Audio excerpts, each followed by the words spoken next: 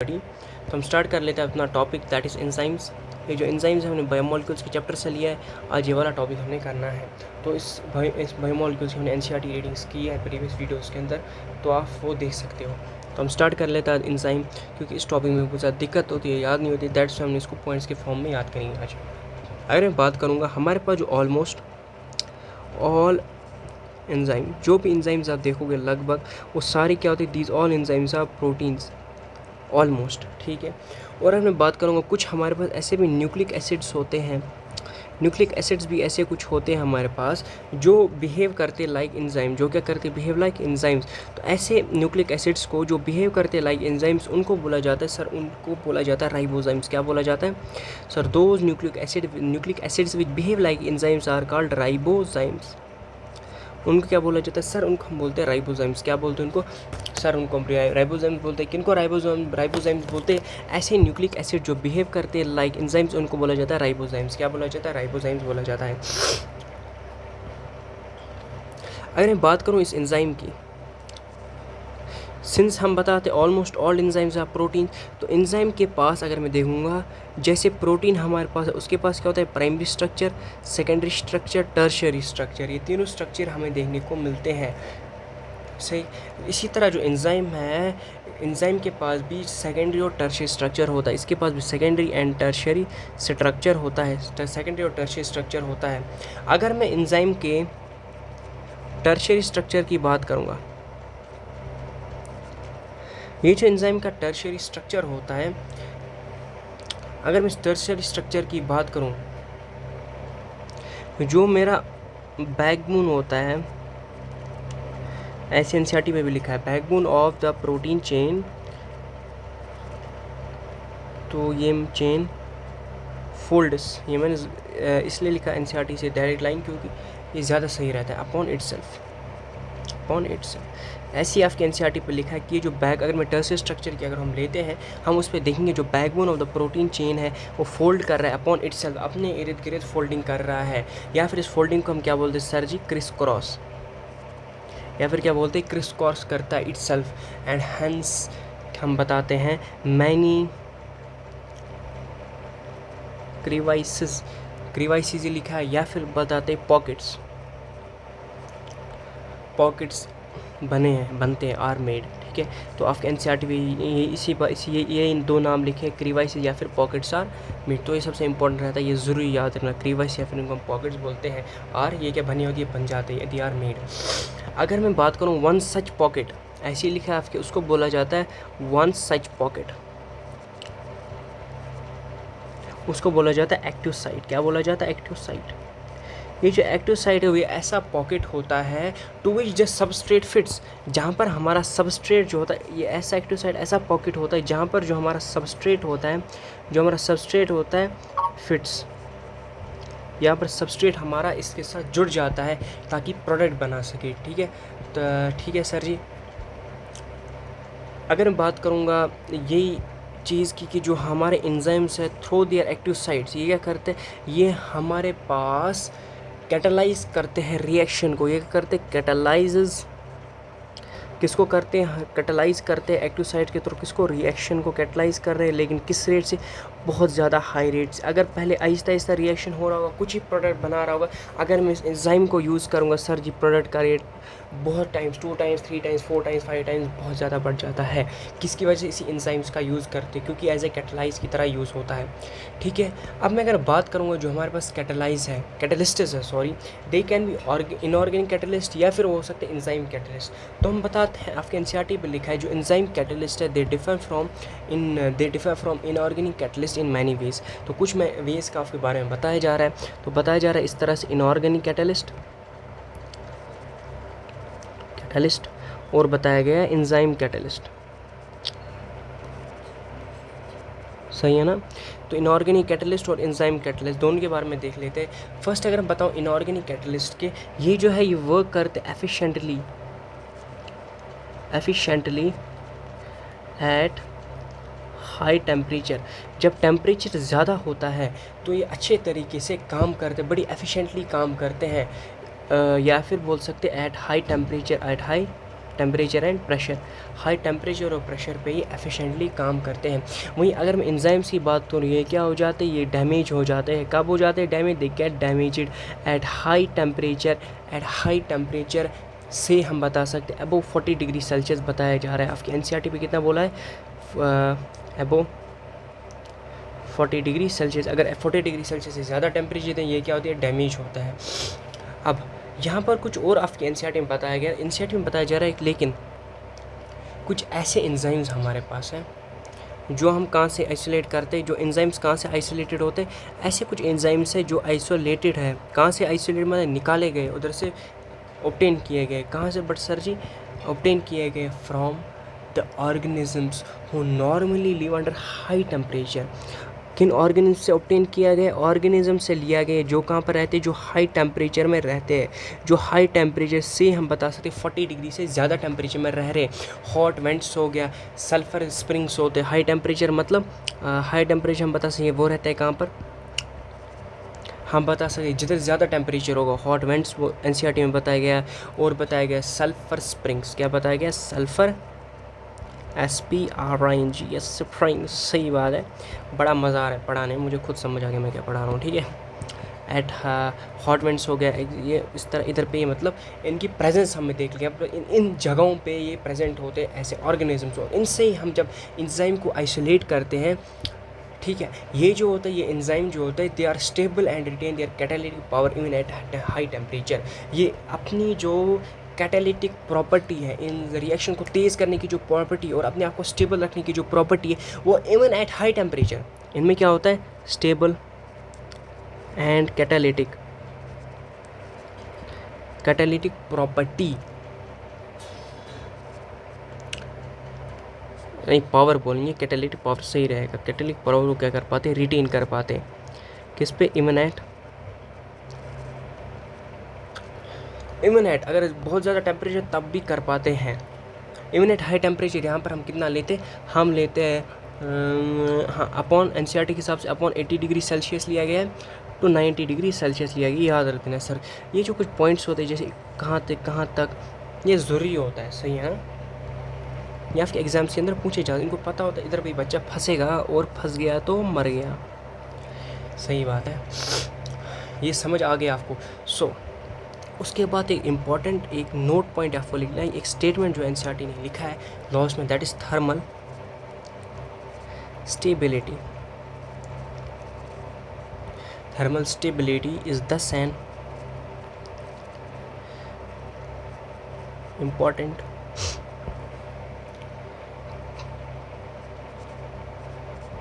quality of such enzymes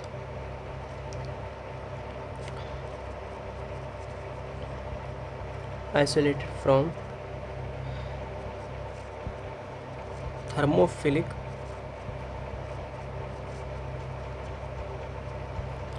जिनको हमने कहाँ से आइसोलेट किया? फ्रॉम थर्मोफिलिक ऑर्गेनिज्म से। तो हमने यहाँ पर क्या बताया, मैंने यहाँ पर क्या बताया, इसको थोड़ा और समझने की कोशिश करते हैं। दस थर्मल स्टेबिलिटी, जो थर्मल स्टेबिलिटी है मतलब हाई टेम्परेचर पे स्टेबल रखना, is an important quality of such enzyme. किन एंजाइम्स है सच? जिन एंजाइम्स को हमने आइसोलेट किया फ्रॉम ऑर्गन जो लिव एट हाई टेम्परेचर पे, हम बता सकते हैं अपॉन 80 to 90 डिग्री सेल्सियस तक जो रहते हैं, अपनी कैटालिटिक प्रॉपर्टी को रखते हैं क्या? Stable. Isolated from thermophilic organism. जो थर्मल स्टेबिलिटी वो एक इम्पॉर्टेंट प्रॉपर्टी है किन ऑर्गेनिजम्स की? क्वालिटी है, किसकी इंपॉर्टेंट क्वालिटी है? क्वालिटी ऑफ सच एंजाइम, जिनको हमने ऑब्टेन कहाँ से किया? Thermophilic organism. थर्मोफिलिक ऑर्गेनिज्म वही ऑर्गेनिजम्स है जो हॉट वेंट सल्फर स्प्रिंग्स में रहते हैं।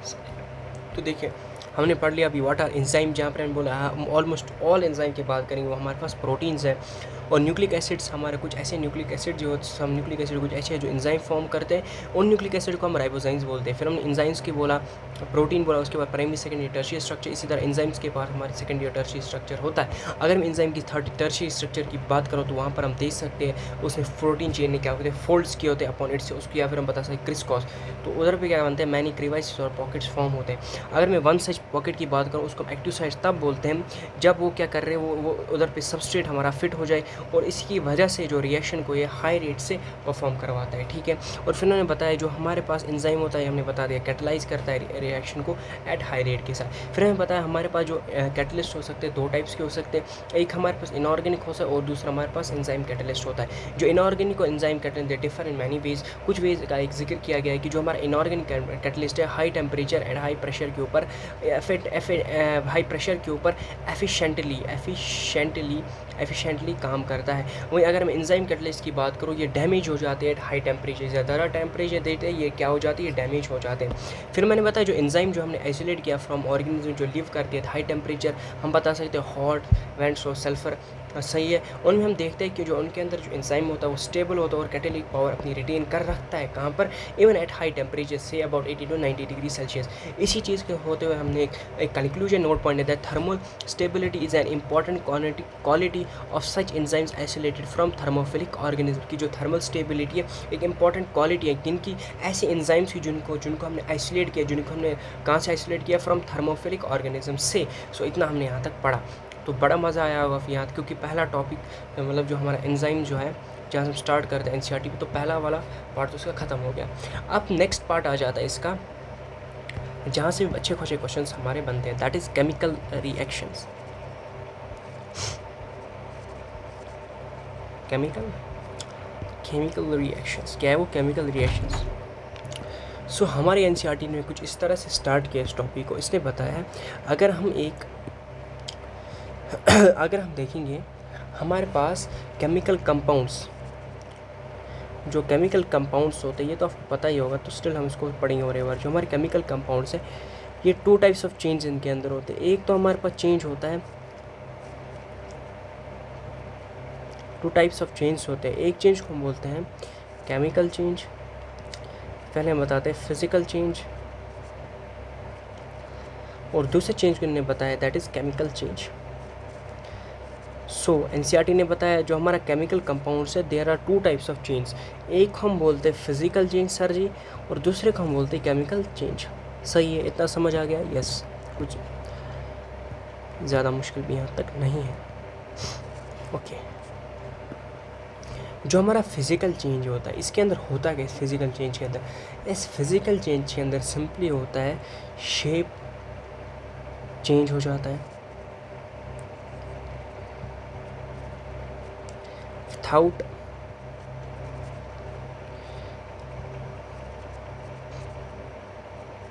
Breaking bond. क्यों मैंने लिखा कि यहाँ पर बॉन्ड ब्रेकिंग नहीं होता है।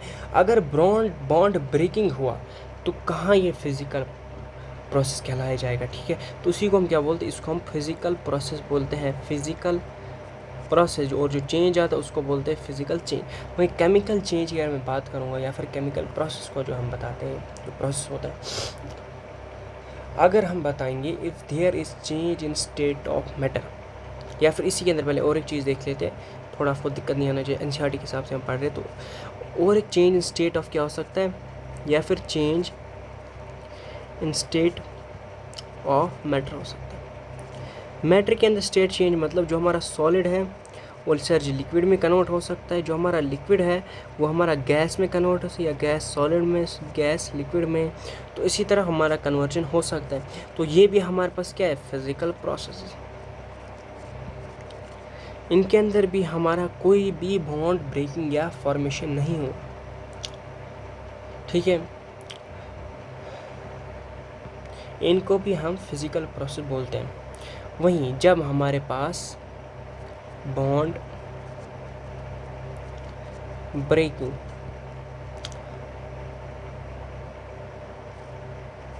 And new bonds are formed, जब पुराने बॉन्ड टूट जाते हैं और नए बॉन्ड फॉर्म होते हैं, this will be called a chemical reaction. इसको हम क्या बोलते हैं? This is such is called a chemical reaction and the change is called as chemical change. अब देखते कैसे डिफर करता है। सपोज मैंने कार्बन ले लिया, सपोज मैंने H2 ले लिया प्लस O2 ले लिया। यहाँ पर देख सकते हो H2 का बॉन्ड टूटेगा और फिर यहाँ पर हमारा H2O बनाएगा, O2 का बॉन्ड टूटेगा, फिर आपस में मिलेंगे, नए बॉन्ड फॉर्म करेंगे तो वाटर बनाएगा, ट्वाइस H2O बनाएगा। तो इसका मतलब यहाँ पर बॉन्ड ब्रेकिंग और फॉर्मिंग हो। तो ये कौन सा रिएक्शन होता है? This is chemical reaction.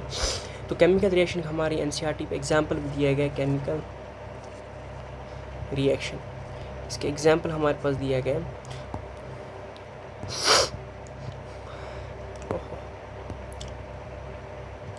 तो एग्जाम्पल्स के अंदर पहला आपको दिया है BaOH twice plus sulphuric acid. ये क्या फॉर्म करता है? Barium sulphate BaSO4 plus 2H2O twice water. तो ये हमारे पास एक रिएक्शन का एग्जांपल दिया, केमिकल रिएक्शन। और ये कौन सी रिएक्शन है? होगी इनऑर्गेनिक रिएक्शन। ये क्या इनऑर्गेनिक रिएक्शन का एग्जांपल है? सही। अगर हम बात करेंगे हमारा जो स्टार्च, अगर स्टार्च का हम क्या कर लाते हैं? हाइड्रोलिसिस। तो स्टार्च का हाइड्रोलिसिस करवाते हैं तो हमें वहाँ पर ग्लूकोज मिल जाता है। क्या मिलता है? ग्लूकोज। तो ये हमारे पास एक इनऑर्गेनिक नहीं हुई, सॉरी, ये organic chemical reaction, organic reaction का एग्जाम्पल हुआ। सही है। तो ये पहला होगा, ये दूसरा होगा, ये भी ऑर्गेनिक इनऑर्गेनिक है और ये ऑर्गेनिक रिएक्शन की एग्जाम्पल हुई। सही है। फिर हम बात करते हैं व्हाट इज़ रेट या फिर रेट ऑफ केमिकल रिएक्शन। जो रेट ऑफ केमिकल रिएक्शन है वो क्या होता है? What do you mean by rate of chemical reaction? सही बात है। इसी से अब नया टॉपिक हमारा स्टार्ट होता है। So rate of chemical reaction, rate of physical, ऐसे हम बता सकते हैं, या फिर ऐसे बता what do you mean by rate, simple, ठीक है, क्योंकि दोनों के लिए डिफाइन करेंगे। रेट ऑफ फिजिकल और chemical process refers to the amount of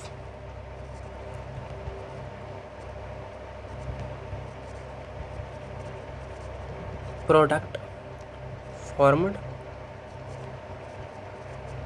per unit time। सही है। मतलब एक फिज़िकल या फिर एक केमिकल प्रोसेस में रेट को हम इस तरह डिफाइन कर सकते हैं, कितना amount of product form of per unit time के अंदर। तो amount of rate can be define as amount of product form per unit time, इस तरह भी हम बता सकते हैं। उसको हम क्या बोलते हैं? इसी को हम रेट कर बोलते हैं। तो रेट को किस तरह लिखा है? एनसीईआरटी ने इस तरह लिखा है P/डेल्टा टी।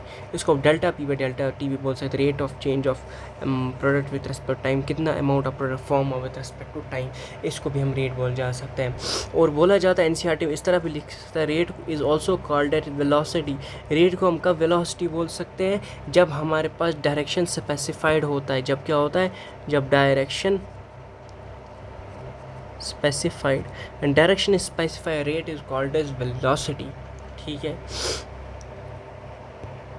ओके। अब हम बताते हैं जो हमारे पास रेट्स होते हैं, जो रेट्स ऑफ फिज़िकल प्रोसेस हो गया, जो रेट्स ऑफ फिज़िकल प्रोसेस हो गया, या फिर क्या रेट ऑफ केमिकल प्रोसेस हो गया। These are influenced by what? By temperature among other factors. ये टेम्परेचर से बहुत ज़्यादा इन्फ्लुएंस होते हैं। सही है। तो हम क्या बताते हैं? एक जनरल रूल आपके एनसीईआरटी में बताया गया कि रेट जो है डबल्स, रेट कब डबल होता है या फिर rate decrease by half. Rate कब डबल होता है और कब डिक्रीज होता है हाफ से? रेट तब डबल होता है जब हम टेम्परेचर को इंक्रीज़ करते हैं बाय 10 डिग्री सेल्सियस, और रेट कब हाफ होता है? जब 10 डिग्री सेल्सियस से टेम्परेचर को डिक्रीज़ किया जाता है। सो ये सबसे बड़ा इंपॉर्टेंट और सबसे बड़ा हम बता सकते हैं इंपॉर्टेंट रिलेशन होता है, जो आपके इधर से क्वेश्चंस अच्छे खासे बन सकते हैं। आपको आ सकता है कि अगर हमारे रेट ऑफ रिएक्शन इतना है और फिर अगर हमने इसको ट्वाइस 30 डिग्री से मतलब 3 टाइम्स इंक्रीज़ कर दे रेट, तो आपको पता होना चाहिए 10 डिग्री कंटिन्यूस इंक्रीज़ हो रहा होगा तो 30 डिग्री से इंक्रीज़ हुआ होगा, तो आपको बताया गया होगा। चलो बताओ रेट ऑफ रिएक्शन कितना होगा। ठीक ठीक है, ऐसे ही कुछ हो सकता है रिएक्शन, ठीक है। और इतना टेम्परेचर इंक्रीज़ करेंगे तो पता इनिशियल रेट कितना हुआ होगा, ठीक है। अगर मैं 3 टाइम्स इंक्रीज़ किया तो मेरे पास जो रिएक्शन, अगर मेरे पास मिसाल सपोज करेंगे x था रेट ऑफ रिएक्शन, सही है ना। और जब मैं अगर इसके अंदर में 20 डिग्री सेल्सियस टेम्परेचर को इंक्रीज़ करूँ, बताओ रेट हमारे पास कितना चेंज होगा, जो फाइनल रेट होगा वो कितना होगा, ठीक है। तो इस तरह क्वेश्चन आ सकता है, सही बात है ना। तो उसका मतलब अगर 10 डिग्री से डबल हो रहा है तो 20 डिग्री टोटल कितना होगा, 4 टाइम्स होगा, तो उसमें 4x हमारे पास नया रेट होगा अगर इनिशियल रेट हमारा x होगा, ठीक है। तो इस तरह कुछ क्वेश्चन आ सकते हैं, आपको बन सकते हैं इधर से। अरे मैं बात करूँगा जो हमारे पास कैटलाइज्ड रिएक्शंस होते हैं, they are proceeds at rates vastly higher. जो कैटलाइज्ड रिएक्शंस हो, ये इनका रेट ऑफ रिएक्शन क्या होता है, ज़्यादा होता है एज़ कम्पेयर टू अनकैटलाइज्ड,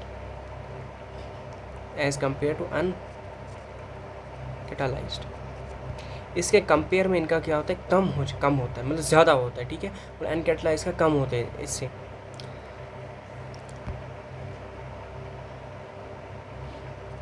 इसी तरह मैं एनसीईआरटी में बताया, अगर हम देखेंगे जब एंजाइम कैटलाइज रिएक्शन को हम ऑब्जर्व करें तो उसके अंदर हम देखते हैं जो रेट होगा हमारे पास वास्टली हायर होगा देन द अनकैटलाइज्ड वन, या अनकैटलाइज्ड रिएक्शन, ठीक है। तो फिर हमारे पास एग्जांपल भी दिया गया, एक एग्जांपल दिया है, अगर मैं कार्बन डाइऑक्साइड प्लस H2O लूँगा तो मुझे बनाता है H2CO3, that is carbonic acid, निक एसिड कार्बोनिक एसिड, सही बात है। अगर इस रिएक्शन को मैं देखूं, इसको कौन कैटलाइज करवाता है, enzyme, that is carbonic anhydrase. अभी आप देखना एनसीईआरटी पे क्या लिखा है, उससे आप हैरान हो जाओगे, इतना ज़्यादा एंजाइम जो हमारे रिएक्शन को जो है कैटलाइज कर लेता है, तो बताता है प्रोडक्ट को कितनी तेज़ से बनाता है। और हमारे एनसीईआरटी में बताया गया 2 केस। फर्स्ट बताया गया absence of this carbonic anhydrase, absence of any, या फिर हम बता सकते एब्सेंस ऑफ एनी एंजाइम। इस रिएक्शन की बात कीजिए, एब्सेंस ऑफ एंजाइम और प्रेजेंस ऑफ एंजाइम।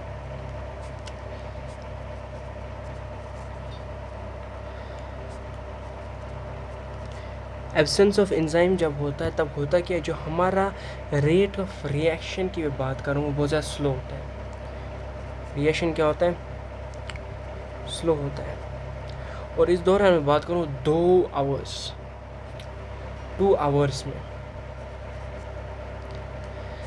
नहीं एन आवर ले लेते, जैसे एनसीईआरटी ने लिया है, 1 आवर के अंदर हम बताते हैं only 200 molecules of H2CO3 carbonic acid is formed. 1 घंटे में बस 200 मॉलिक्यूल्स बनते हैं। वहीं अगर प्रेजेंस ऑफ बताएंगे तो रिएक्शन फास्ट होगा और अबाउट 6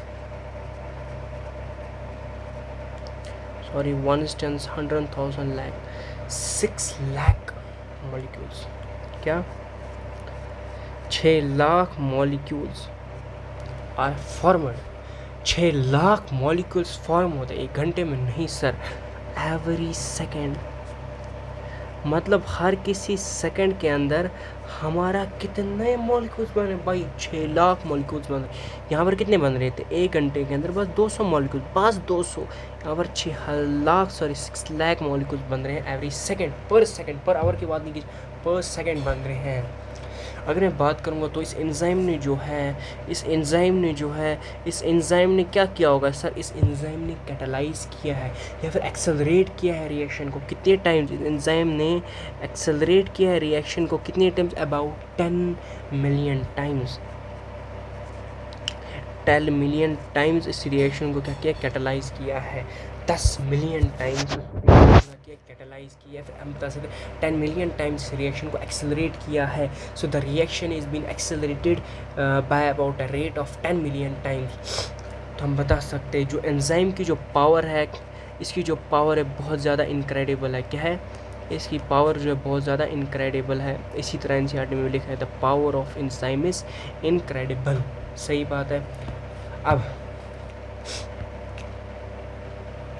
अब हम बताते हैं हमारे पास डिफरेंट टाइप्स 1000 टाइप्स एंजाइम्स होते हैं जो कैटलाइज करते हैं एक यूनिक केमिकल मेटाबॉलिक रिएक्शन को, एक केमिकल या फिर मेटाबॉलिक रिएक्शन को। अब अगर मैं किसी मल्टी स्टेप रिएक्शन की बात करूँगा, ऐसा रिएक्शन केमिकल रिएक्शन सही रहेगा। एक मल्टी स्टेप केमिकल रिएक्शन का मतलब होता है जो केमिकल रिएक्शन बहुत ज़्यादा स्टेप से कंप्लीट हो गया। जब हमारे पास हर कोई स्टेप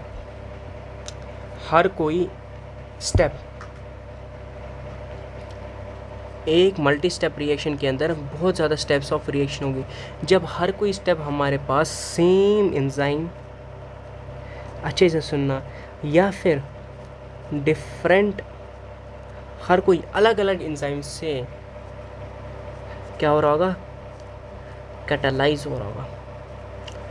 सो ऐसे मल्टी स्टेप केमिकल रिएक्शन जब हमारे पास ईच स्टेप कैटालाइज होगा बाय सेम एंजाइम कॉम्प्लेक्स या फिर डिफरेंट एंजाइम कॉम्प्लेक्स, उसको बोला जाता है मेटाबॉलिक पाथवे।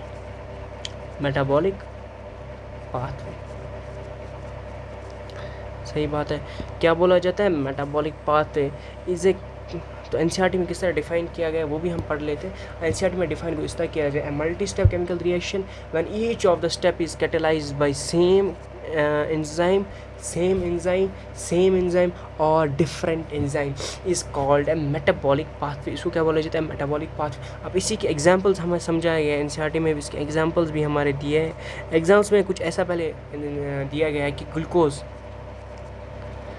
ग्लूकोज से हमारा क्या बन जाता है, 2 पायरुविक एसिड।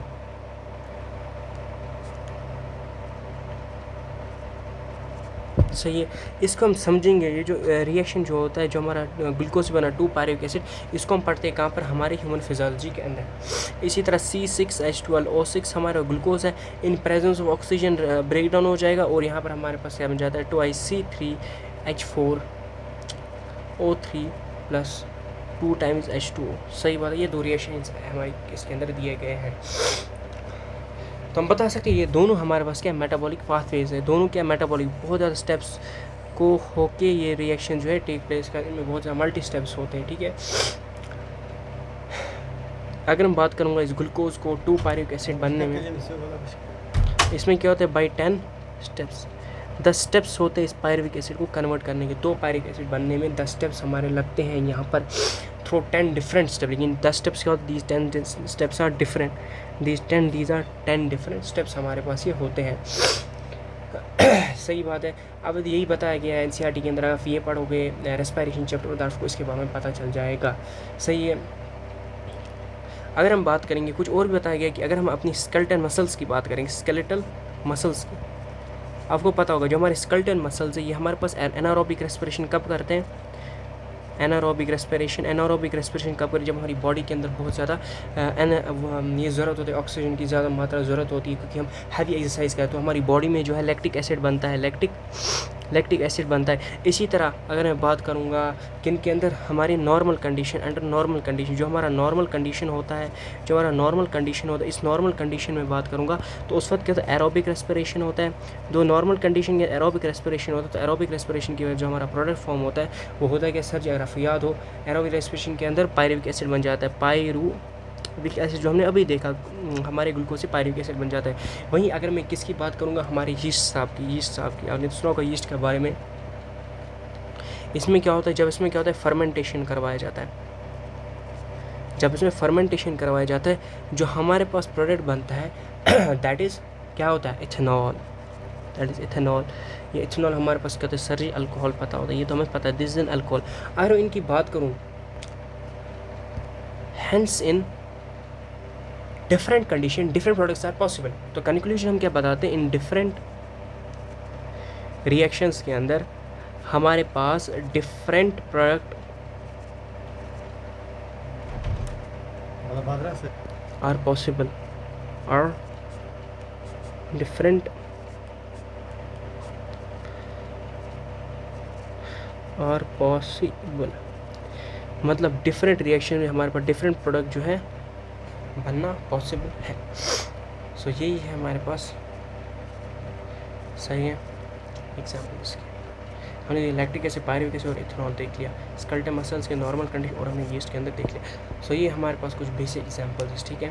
तो इसी से हमारा यहाँ तक पोर्शन हमारा ख़त्म हो जाता है। हमने क्या इसके अंदर पढ़ लिया, एक हमने पढ़ लिया व्हाट आर एंजाइम्स, एंजाइम्स के साथ हमने देख लिया फिर what is a chemical reaction, फिर हमने देख लिया रेट ऑफ रिएक्शन, फिर हमने देख लिया सर लास्ट में कुछ रिएक्शंस।